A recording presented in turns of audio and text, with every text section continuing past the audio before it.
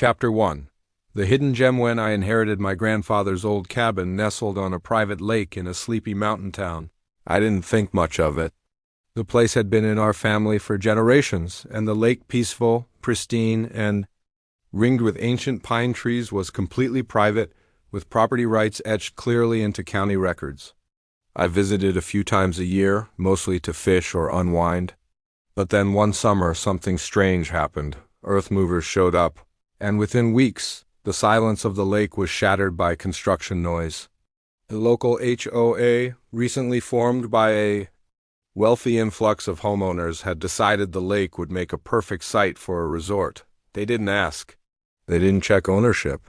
They just built. Chapter 2. The audacity of HOA. It started with a wooden dock.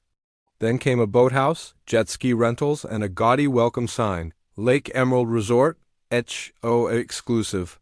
I confronted the president of the HOA, a smug man named Rick, who claimed that the lake belongs to the community now.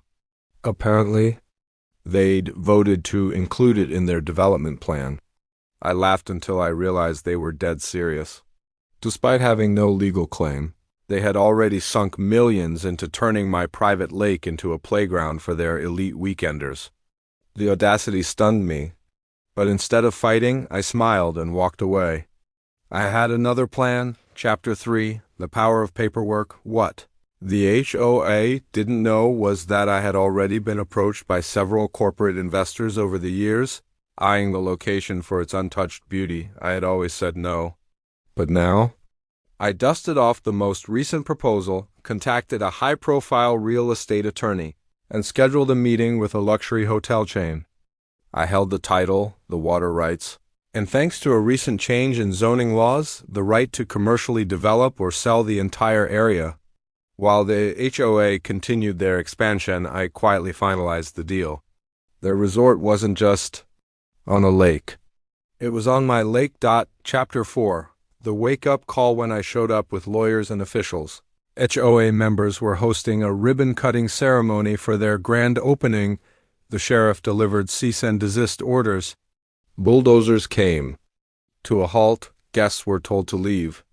I revealed to the stunned crowd that the entire lake and every inch of property around it was now owned by Aurora International Resorts, who had just bought it from me for $2.4 billion.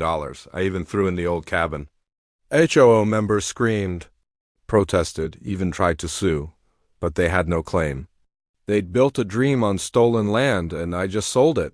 Chapter 5. Billionaire revenge today. That lake is a world-class luxury escape with 5-star villas, an eco-park, and high-profile clientele. As for me, I live quietly on a private island, sipping drinks bought with HOA arrogance. The president of the HOA now lives 2 towns over, in a rental, still ranting on Facebook about injustice.